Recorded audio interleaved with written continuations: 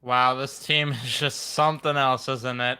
Mets lose 10-3 to the Baltimore Orioles, and they may never win a game again. The Mets. Oh my God, it's just the only chance they really have at winning at this point is if Kodai Senga's on the pump. But even then, they're not going to score enough runs for Kodai Senga. You kidding me? And if when the bullpen comes in, they're not going to do a good enough job either way. It's literally going to take a no hitter type performance from Kodai Senga for them to win. But even then, they'll find a way to lose in extra innings 1-0. So yeah, this team is just down bad a whole nother level. But you know what? The tank job is real, and they have a crucial week coming up very soon, actually, in the tank war because they play the Pirates and the Cardinals at one stretch. If they could go 0-7, they're putting themselves in a very good position to be falling down to that bottom six spot, which they need in order to get a good pick. Because what happens if the Mets finish outside of the bottom six, they end up getting their pick no matter where they are. So say they're the seventh worst, even that pick will move all the way back to 17th. They move 10 spots back if they do not finish in the bottom six. So yeah, not good. Not good at all. But the good news is, again, they're in a prime position to get spanked like crazy around. They, to tell you the truth, they might not win a single game in the entire month of August. Look at the schedule. Are they beating the Baltimore Orioles? No. Are they beating the Cubs? No. Braves? No. At this point, they're probably worse than the Pirates and the Cardinals. And didn't the Cardinals beat them in a series earlier in the year when the Cardinals were. No, the Cardinals even beat them in a series then. So you think the Mets are beating the Cardinals in a series now? No. The Braves again, sure as hell not beating them, not beating the Angels, not beating the Rangers. They seriously have a legitimate shot of going the entire month of August of not winning a single baseball game. The only chance they might even have the remainder of the year is like when they play the Washington Nationals in September. Like, I seriously can't even look at the schedule and be like, oh yeah, they'll win games here. Like, obviously, I'm being a little over dramatic and I'm being a little and I'm exaggerating a little because at the end of the day in baseball, things happen. They'll end up squeaking a win out here or there. But to tell you the truth, I will not be surprised if they don't pick up a single win in the entire month of August. Just looking at the schedule, like, they couldn't beat the Royals. Who are they beating at this point? Who are they beating at this point? Like I said, maybe the Nationals. And that's really about it. It's gonna be something else. But we're not even gonna do a long recap for this one. I'm not even gonna go inning by inning. I'm gonna keep it brief. I'm gonna go to the innings where runs were scored because I think that this team does not even deserve to get the full attention that it did at one point. But yeah, the Mets actually held down the fort pretty well. David Peterson actually gave a good outing, and John Curtis came in the pitch the fourth. And thank you for understanding the assignment of the tank. He walks Austin Hayes. Westberg gets a single. Ryan O'Hearn flies out. Urias strikes out, and then James McCann, because of course James McCann would, makes it a 2-0 ball game as he gets himself an RBI single. So yeah, James McCann again makes it 2-0.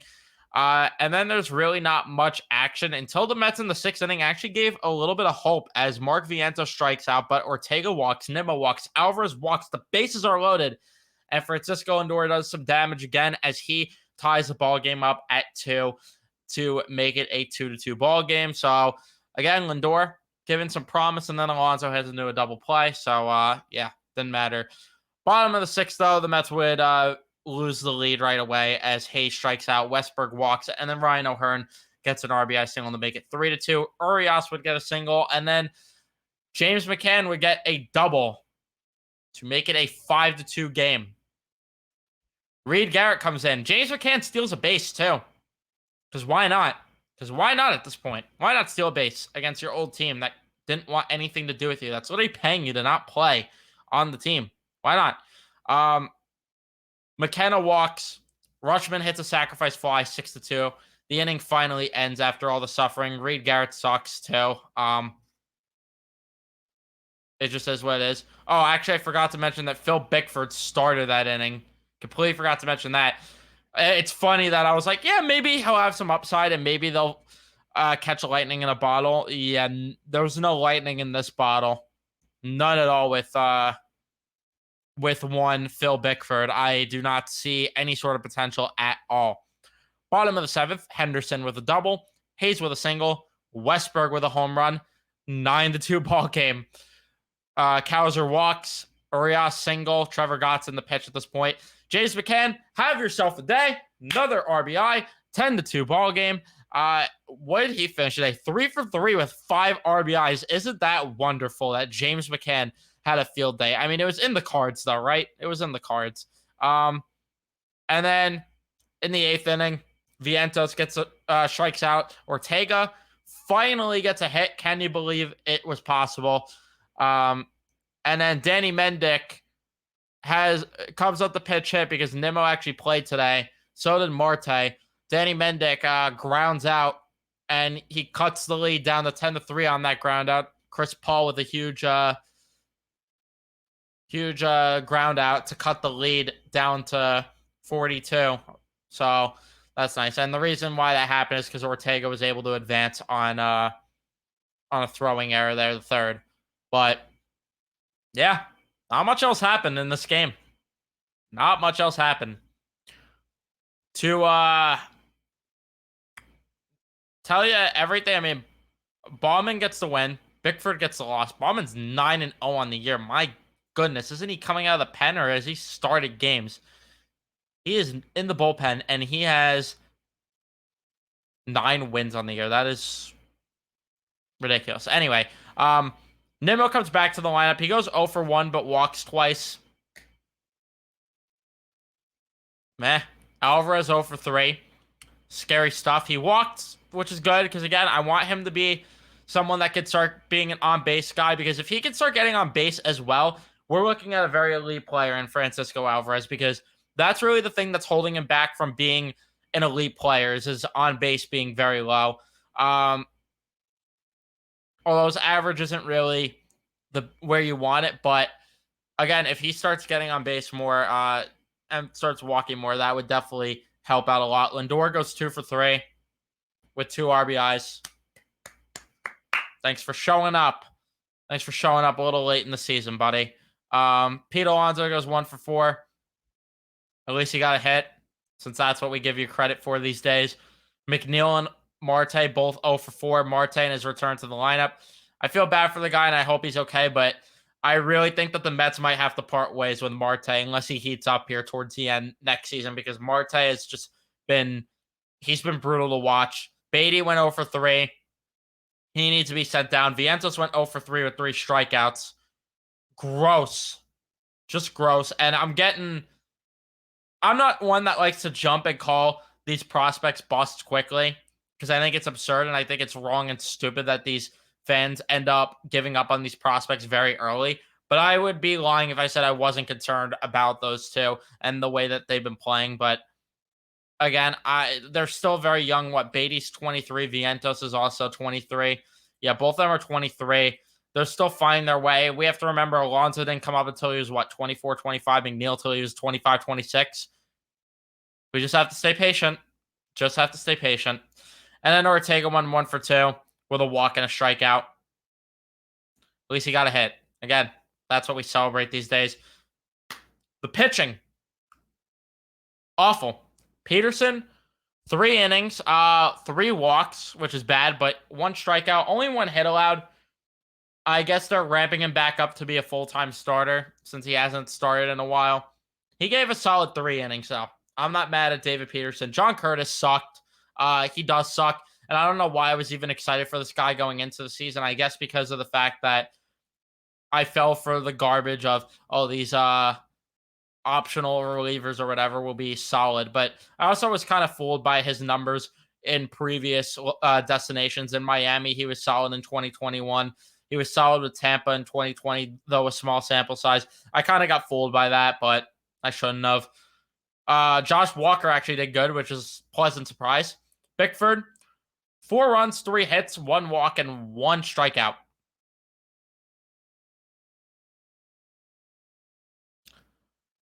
Don't worry, Reed Garrett was somehow worse. So he allowed a home run, 2 walks, 4 runs, same amount of runs, 3 hits, but again, he allowed 2 walks and a home run.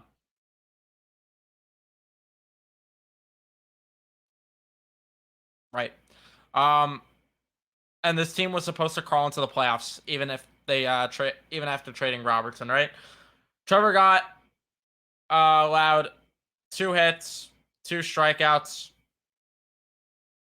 Drew Smith allowed a hit, got 2 strikeouts. I guess they were the least bad, but I mean, Brooks Raley and Adam Ottavino might not even get action anymore this season unless it's just to get work at this point, because when are the Mets ever there's no saves anymore. There's no save opportunities. There's no close games anymore with this team. It is what it is. It is what it is. I expected it. I'm not overly angry about it. It just is what it is at this point. This team is going to be what it's going to be. And yeah, this is what happens when you're tanking and you're a bad baseball team. David Robertson, though, really was a huge Band-Aid, though, on the bullpen. Like, I cannot believe how much of a Band-Aid he was. The bullpen has just been so bad without him. It's crazy. It's starting to make me question if people were right about Diaz, because people were saying that this Mets team would potentially probably be in a playoff spot if it was for Diaz. If David Robertson band-aided the bullpen that much, I'm starting to believe that maybe fans were right, and I might owe fans an apology for saying that Diaz would make the team a playoff team, because like I said, if Robertson's band-aiding the bullpen that much, imagine what Diaz would have done with how lights out he is. Granted, I don't think he was going to replicate last season again, but still, you still would have got a very, very good arm there. Mets, though, I'm glad they sold, because they are nowhere near the Padres level, who have a plus 75 run differential, and the Cubs have a plus 71, yet both aren't in the playoffs, because ahead of them are 3 teams with negative run differentials in the Diamondbacks, Marlins, and Reds, which is just absurd. But Padres are crawling their way back in. So are the Cubs, so we'll see what happens, because at this point, I'm more entertained by keeping up with what other teams are doing than the Mets at this point. And I would love it if the Phillies missed the playoffs somehow. That'd be fun, but probably that won't happen. They'll probably go on a deep run, because that's just the way that goes, right? It's going to be the Braves and Phillies in a championship series. And the Yankees will sneak in, and then they'll make the World Series, right? That's the way that's going to go. But anyway, that's going to be it for me. Leave a like if you enjoyed. Subscribe if you're new. Turn on your notifications so you know when I upload or go live next. And I'll see you guys in the next